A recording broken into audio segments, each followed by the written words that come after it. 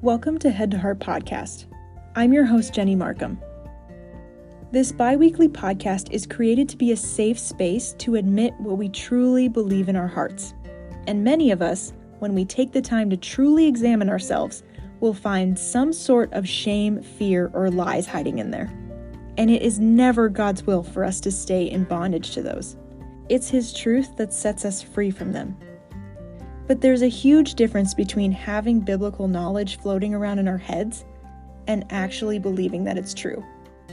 Until God's truth makes its way into our hearts, nothing changes. We'll be doing a mix of solo episodes and interviews with friends who have experienced the freedom that comes when head knowledge becomes heart knowledge. The truth will set you free so you can walk every day in the freedom God desires for you. It's time to let go of shame, fear, and lies. Those aren't yours to carry. Thanks for joining us. Before we jump into your episode, let me ask you something. Are you feeling tired, burnt out, or just feel like you're running in circles without any clear direction? In a world that's designed to keep us constantly busy, it's really easy to lose sight of the bigger picture. Mary Ellen Hacko is an artist, a writer, a small business owner, and was one of my favorite guests I've ever had on this show, and her second episode is releasing super soon, and she's written a new book that you need to get your hands on. How do I say this? As soon as possible. It's called Slowliloquies. That's right, say it with me. Slowliloquies. This book is an invitation to pause and rediscover the sacred rhythms of ordinary life. Her poetry is captivating. Her words are going to soothe your busy soul, bring you clarity on what matters most, give you a deeper understanding of yourself and your Creator, and remind you that even when life is chaotic, your everyday matters very deeply. You can order your copy by visiting maryellenhacko.com.au/slowliloquies, and you can use the code HEADTOHEART10 for 10% off your book. So that's a pretty good deal. The link will be in the show notes, so go ahead, get your copy. I'll wait for you, and then I'll introduce you to today's episode and topic.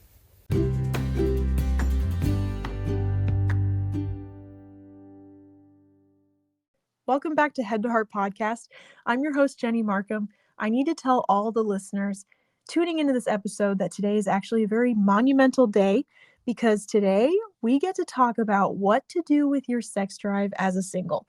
And I've been wanting to make an episode like this for a very long time.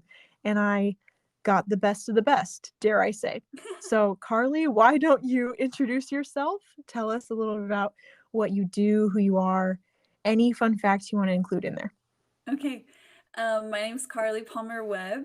I am a gender and sexuality researcher and educator and am known on Instagram as the Christian Sex Educator. So this is kind of my full-time gig, and I especially like talking to singles about it because so much of my life was spent, a decade was spent as an adult dating with no sex education to really speak of. And so this has been a dream of mine to become the sex educator that I so desperately needed in that stage. So that's what I do for work. I'm married. My husband's name is Dallin, and we have a little 9-month-old named Miles. He keeps us really busy and we adore him. One fun fact. Well, every time I'm asked to give a fun fact, I'm like, well, it turns out that I'm not an incredibly fun person, but I'll say for this one, I won't do it on this episode, Jenny, because I'm sure it wouldn't contribute to it, but I can make a pretty decent Chewbacca impression. So that's my fun fact. goodness. That's a skill that I have. Well, what if I told you that would greatly benefit the audience? I'm just kidding. I would wonder about myself and your audience if you said that. That's awesome. Not everyone can. I cannot. I've done my best. I've tried. My husband can. He can. All right. And it's really good. And I'm like, how? It just happens for some of us. It's just, I don't know. Some people just have it. Yep. Others just don't. So, Carlie, Carlie, what have you been set free from? Well, the fun thing about being Christian and believing in Jesus is we're set free from so much. But I think that Mhm. the thing that came to mind when I read that question in your list, Jenny, was most recently I feel like I've been set free from a lot of guilt. I spent a lot of my life trying really hard to please people, including God. And I think most of that came from a really good place, but I was just overwhelmed with guilt all the time. And I'm really excited to be in a stage of my life where my relationship with God and my relationship with the people that I love most is mostly free from that, from guilt and shame. And there's a lot more joy and freedom and connection in those relationships, which has just been wonderful. So that's what I would say right now. I love that. I love it when it finally clicks in Mhm. and it happens at different points in our lives, sometimes multiple times, where Right. it's like, oh, yeah, the fear of the Lord is going to outweigh the fear of people. Yeah. And I can actually live without wondering in the back of my head, should I feel guilty for that? Yeah. Did I say the right thing? Did I do the right thing? What do they think of me? I love Mhm. that. Yeah. So, in the spirit of being set free from shame and guilt, Mhm. I know there are a lot of singles out there who are experiencing some form of shame or guilt in different ways and manifest in different ways in each of their lives about their sexuality and Yeah, not knowing what to do with it in the season of life they're in. totally. Completely understandable because generally speaking, the church doesn't really target a lot of sex ed towards singles. Mhm. So the question could be raised, is it even okay for singles to learn more about sex and their own bodies if they're not in any type of committed relationship yet? I would love to know your thoughts on that. I would say, Jenny, not only is it okay, but it will be incredibly beneficial in regards to preparing for future sexual relationships, but also it can be really helpful in learning to manage desire and arousal in a stage of being single. If you've chosen to wait until marriage to have sex, that's a really big deal. That's a big commitment. And I know that a lot of you who are listening are probably like, "Yeah, I've made that commitment and I am struggling." Like, this is hard. Education can help us get to the point where managing our sexual desires and aligning our behaviors with our beliefs becomes a lot easier. It doesn't ever become easy, but it becomes easier as we learn how to do it, and sex education is part of that. Mhm. I mean, you don't know what you don't know. Do you know No. what I'm saying? So if it's more than okay for them to be learning about that, Yeah. how much should they be learning? Is there a line of where they should stop learning? I would say yes, but the only person who can determine where that line is you. So so what I would say is the line of where you should stop learning is there a point where this education is making it more difficult for me to wait instead of helping me to wait or helping me to align my behaviors with my beliefs, right? Mhm, If the learning is primarily intended to just explore fantasies or curiosities or, it's exciting to learn about sex, that's not bad. But if your only reason for wanting to learn about it is because you're experiencing some arousal and that part's fun, I would say that's not ideal. But if you're really trying to educate yourself about your own body, a potential partner's body, if you're trying to learn how to manage and navigate sexual desire, the boundary is this helping me align my behaviors with my beliefs, or is this making it more difficult for me to align my behaviors with my beliefs? that's a great barometer because, if we take it in a different direction, someone could say, "Well, I'm gonna read this soft porn romance novel because, Mhm. I'm technically, this is sex ed. Yeah. And Yeah. that's going in a direction where it's like, well, probably not helpful. Right. Then Right. there's a It different wouldn't side. be for me, right? Mhm, Yeah, but I will say if this helps to alleviate some of the fear and guilt that singles have about learning, I had a master's degree in this before I got married. So I studied sex professionally.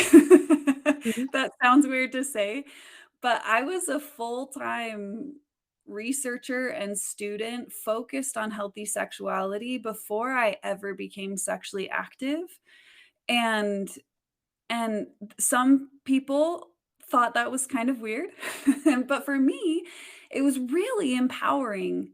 I felt like I was purposefully preparing for my future. I felt like I was very much in control of my sexuality and my sexual choices, and that education played a really big role in that. So when I talk about, this boundary, I mean, you can learn a lot mhm, that will be helpful for you. It's not like just dip your toe in and learn just the slightest amount until you start to think, okay, maybe this is too much. I know that I can't tell you what is too much for you, but I will say that for me, there was a lot of education, and that was really, really helpful.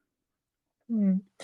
I think that's so smart because when we understand something more, we are less afraid of it. Yes. And that goes for so many different things in life, Yes. but it makes sense that if there's a lack of knowledge, there is also fear. Totally. Totally, I and love I that. think that shame exists in that place really well too, that the lack of understanding of what is normal and what can be Mhm, expected for someone who's trying to wait, I think a lack of knowledge there, in addition to fear, we get a lot of shame in that space. mhm. I cannot agree more. Preach it. Preach it from the rooftops. Mm. Carly, I just wrote down some myths that I've heard, that I have possibly believed in the past, Mhm. things that I just know are so common among Christian singles. And I wrote three of them. I just want to, I'll say it and then you bust it, okay? Have Okay. no mercy on it. Just Okay. wipe it away. It's like Ghostbusters, but this is like Mythbusters. Okay. Number one, I cannot be fully fulfilled if I don't have sex in my lifetime. I may not be as aggressive on all these as you quite want me to be. This one's easy though, because we would never say that sex is going to be what fulfills us in life. Like sex is not the most meaningful part of my life. It's not the happiest part of my life. It's not the most joyful part of my life. And I was incredibly happy as a single too.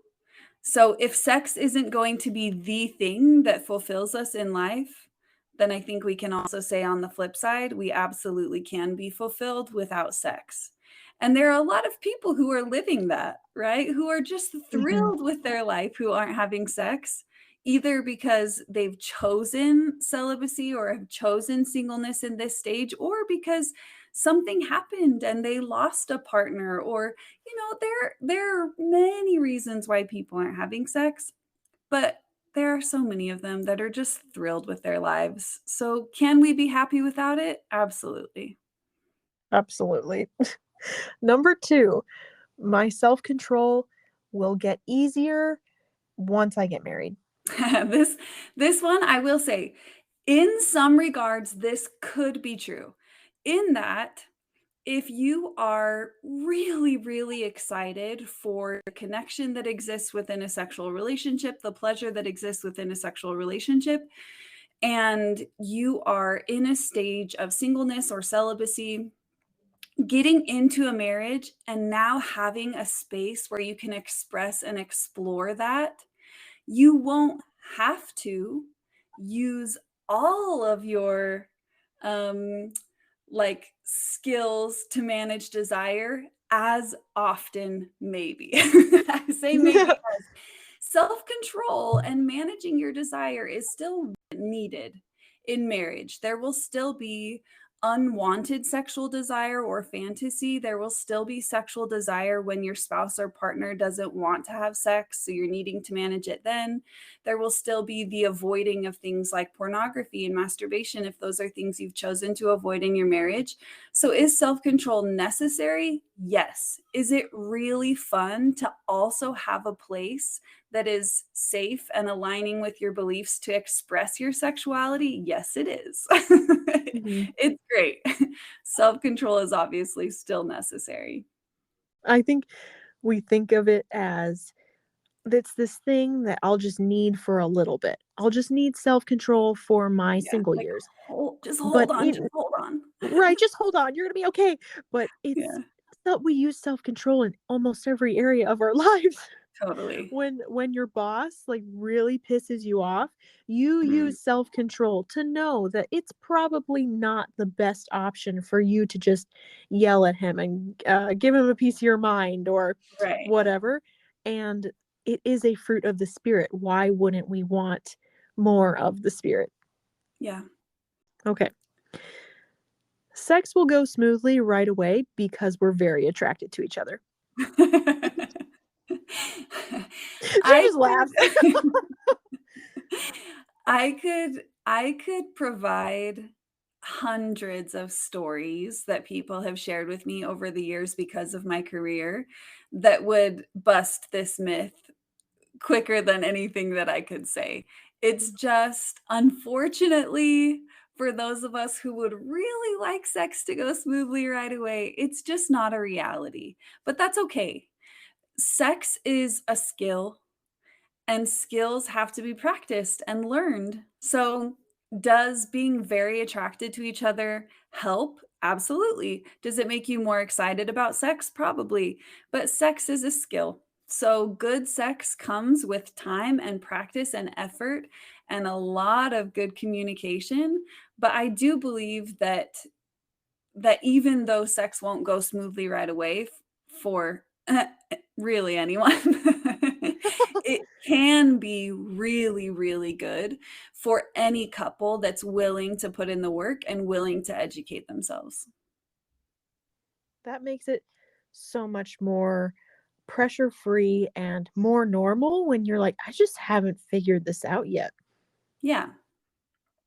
Yeah, that's that I hear from couples all the time who are like, "Okay, we actually got home from our honeymoon and I don't even think that we've actually had sex yet." And I'm like, "Great, that's fine.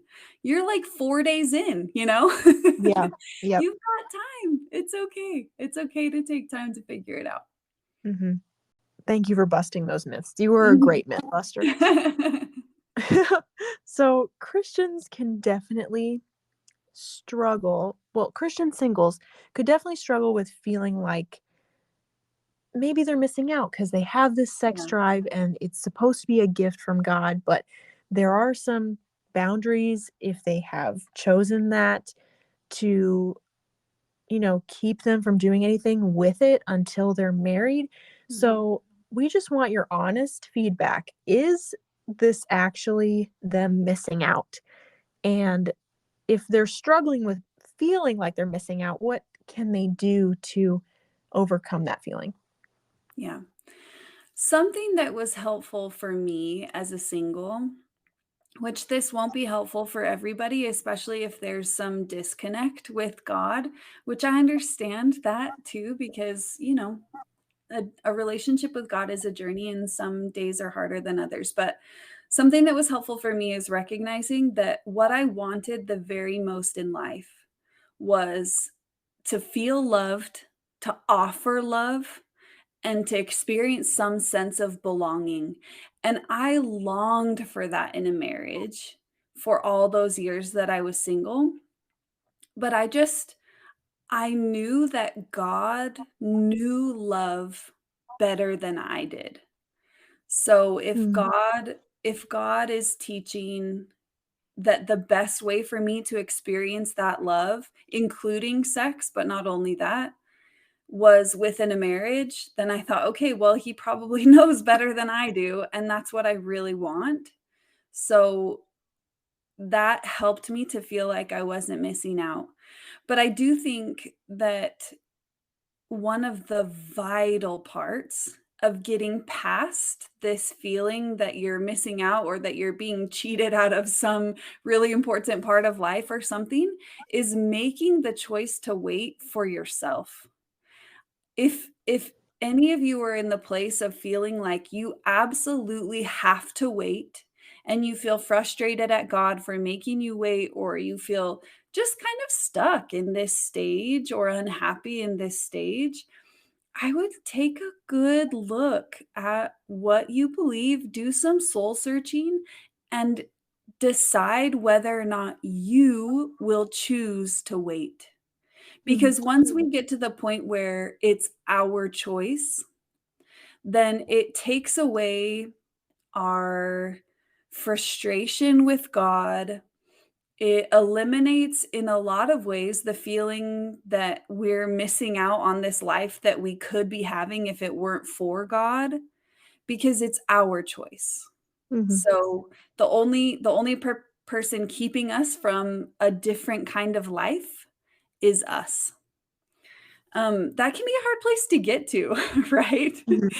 And I understand what it's like to kind of explore choosing something that you've been taught your whole life is what God wants for you. Like, can I actually choose something different, right? But I do believe that God wants disciples and followers who are choosing for themselves to follow him. So if you're feeling like Mhm. you're missing out, I get that feeling, I really do. That's what I would dig into a little bit. Make the choice for yourself so that you and you alone are responsible for your beliefs and how you're choosing to align your behaviors with those beliefs. Does that make sense? That does make sense. And I think that in many other areas, the feeling of missing out doesn't come up as much because Mhm. this is the one area that is talked about in a what not to do sense in church Mhm. more Mhm. than what to do. Does that make sense? Yeah. Yeah. So if we're always hearing this is what not to do, then we will feel like, well, why not? Or Mhm. um, if I cannot do that, then what is the better alternative for right now? So Yeah. I really appreciate you saying that it does have to be a personal choice. And it is easy to say the what not to do, Yeah. and there are some very wise boundaries put in place of, yeah, it makes sense not to do that if you have chosen to not have sex during your single years. So, what are some practical things singles can actually do when they're feeling aroused? This could be for the short term and the long term. Yeah. I think the first thing is just recognizing that what you're experiencing is normal. That when you experience a desire for something sexual, or when your body starts to experience physical arousal, that's not an indication that you've done something wrong, right? That's our body's response to some sort of stimulus. Can it also happen when we've done something wrong? Yes, it can, but we'll know, right? Like, oh, I'm feeling aroused because I Googled this specific thing that I knew would bring up pornography, right? And then I'm feeling aroused. I'm not talking about those kinds of situations.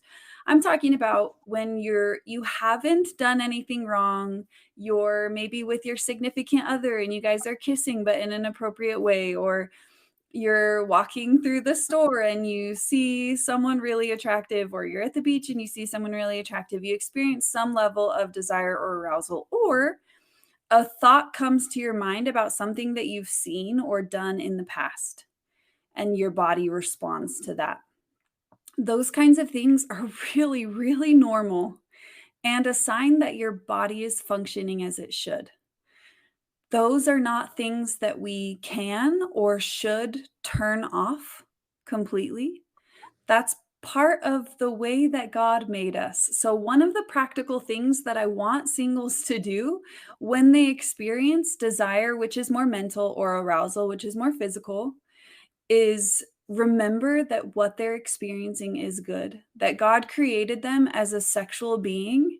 And if He wanted to like keep our sexuality from us until we were in a long-term relationship and then just gift it to us, then He could. He's God, He can do whatever He wanted. Mhm. But He doesn't. He gives that to us much, much earlier. And so we can say, okay, what I'm experiencing is a good thing. And then I would encourage you to create some space for yourself, just a few moments where you can decide how you want to move forward. So take a couple of deep breaths, just sit quietly with your curiosity for a second. And when I say with your curiosity, that means no shame. No, no, no, no, no, stop, stop, stop. Carlie, you're the worst. You're such a bad person. You shouldn't be thinking that. None of that. I'm talking a deep breath. Why am I feeling this way? What stimulus is leading to this response?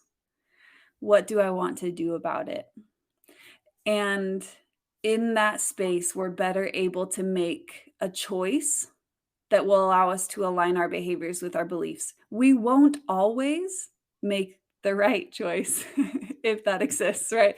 We Mhm. won't always align our behaviors with our beliefs. We don't do that in any area of our lives. So expecting perfection is just going to lead to disappointment, but we can make most of our choices, we can most of the time make choices that align with our beliefs, right? Mhm. Um, Long term, if you're someone who's struggling with a habit that you want to be set free from or that you want to let go of, or you're someone who just feels like all the time you're dealing with unwanted desire or arousal, I would find some support.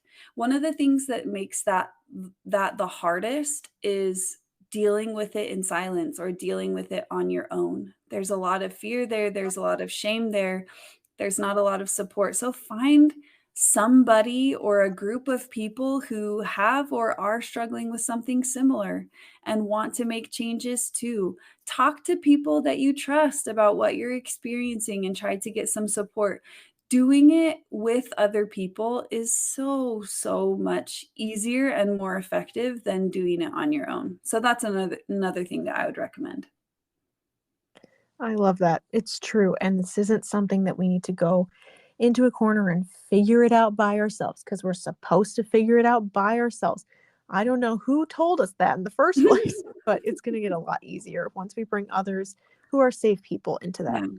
Yeah, I agree. I absolutely agree. The wonderful thing about this episode is that I got so many great listener questions sent in. So the next few questions are sent in by people who are just so curious about what you think of these topics, Carlie. So here we Yeah. go. Are you ready? Mhm. I think The so. first one the first one is how did you two, meaning you and I, Carlie, how did you Yeah. two steward your sex drives well while you were single? Why don't you go first? One thing I'm really proud of is that I took responsibility for my own sex education and learned what I felt like I needed to learn to manage my desire well. I'm a high desire person. I'm sure a lot of you listening can relate to that. And so waiting was hard for me. I didn't know of other women who were high desire or who really thought about sex that much because nobody talked about it.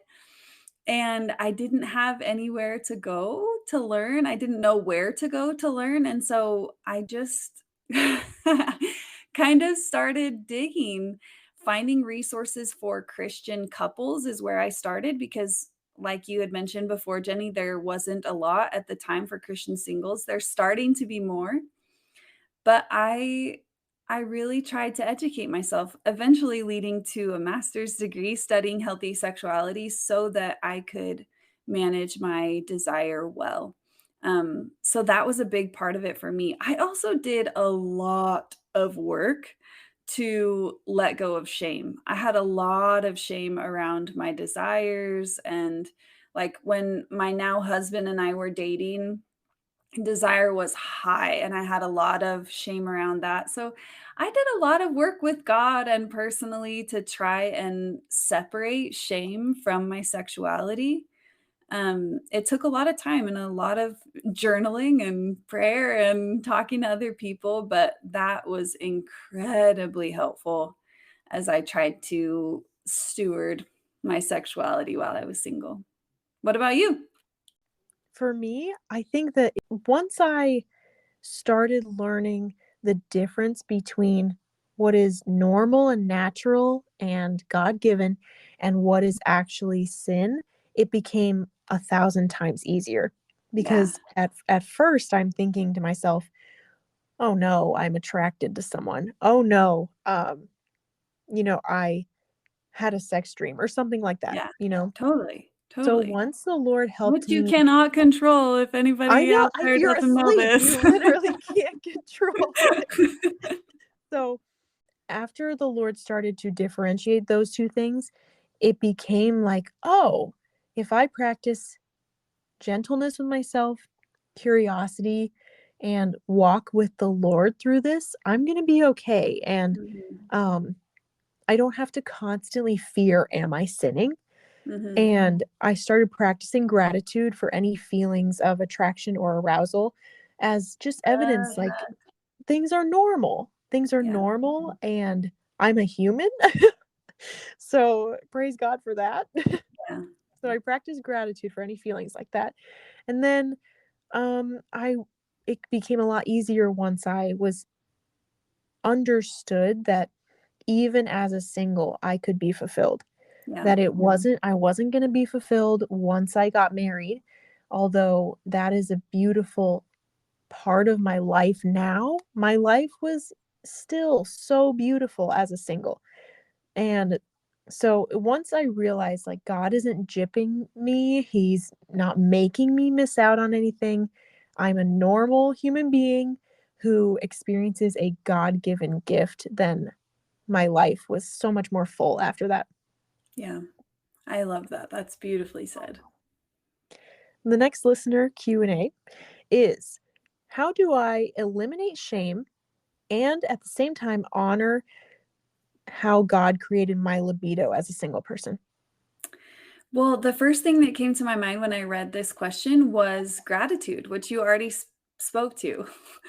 Love that for us. But I think gratitude plays a really big role in both eliminating shame and coming to accept and embrace our God-given sexuality. So finding space to be grateful for our bodies in general, but also to be grateful that they can function with desire, a desire to be close to people, a desire to be sexually connected to people. Those are good things. So I think gratitude is a really, really big part. I think education is another. Shame exists a lot easier in a space of I don't know anything than it does in a space of someone or in someone who's really educated. I would just say understanding your body, how it functions, including its sexual function, can help eliminate shame as well. I love that. And I think a great example of that was recently I well, I mean, and by recently I mean in the last couple of years.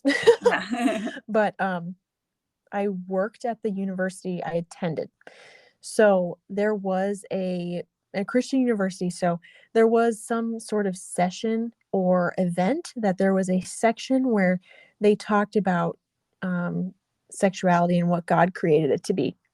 And someone went up there and they said, it became so much more easy for me to not have shame involved in my sexuality once I realized that arousal is neutral. So you Yeah. could see something that you're like, Oh my gosh, am I attracted to that if I just, like, felt aroused at the same time that I watched that? And it's, like, not overthinking it, it's taking a step back saying, "Oh, yeah, it's neutral, and just because I felt something in said moment does not mean that I am now defined by it or I'm attracted to that or, whatever it may Yeah. be." It's like taking a step back and getting curious about it. So Mhm. that's an example of education. I like that. I like that a lot. A listener said, "I hear a lot of people talk about fulfilling that desire with deep intimacy in friendships. What else is there to help with that desire?" I think a big thing is learning to enjoy physical touch. And I'm not just talking about romantic physical touch. I think that learning to enjoy all forms of physical touch that align with our beliefs can be a really healthy way both to get in touch with our body, to be grateful for our body, but also to learn to manage sexual desires that we're not ready to express in this stage. So we're talking all the things like, yes, romantic touch that aligns with your beliefs, go for it. But also things like um, massages, or if you're, I have to say it, I'm so sorry, but if you're into like the cold plunging sauna thing these days, like That's really popular right now. it's so popular. But it doesn't have to be that, but things that wake up your physical body that you can enjoy physical sensations, I think that's a really healthy way to manage desire. Um, Cuddling, hugs with people that you love, holding hands with people that you love, kissing your significant other is great fun and can be enjoyed, right? If that aligns with your beliefs, enjoy that. I think all of those things can help manage that desire. But again, I'm gonna keep beating this drum this whole episode. I just won't. I can't stop talking about it. It's too important. But another way to manage desire is to learn. The more you learn about yourself, the more you understand what's happening to your body when you experience desire or experience arousal, the easier it is to manage. That is a drum that you can play as long as you want. Thank you. Okay, last listener question that was sent in said, "How do I guard my heart when my married friends talk about their sex lives? How can I be supportive of their experience while knowing it's not mine, even though I desire it?" I would love to talk to this person one on one if that was possible and see what they mean by guard my heart. I think there can be a couple of things at play here. Some of us when we're single, myself included, felt a little bit uncomfortable when people would talk about sex because we weren't sure if we were allowed to learn about it. So, I hope that this episode has helped give people some permission to know, no, it's okay for me to learn about this if what I'm learning is helping to align my behaviors with my beliefs. So, you don't have to avoid all conversations about sex. There can be really helpful and really healthy conversations with your married friends about sex.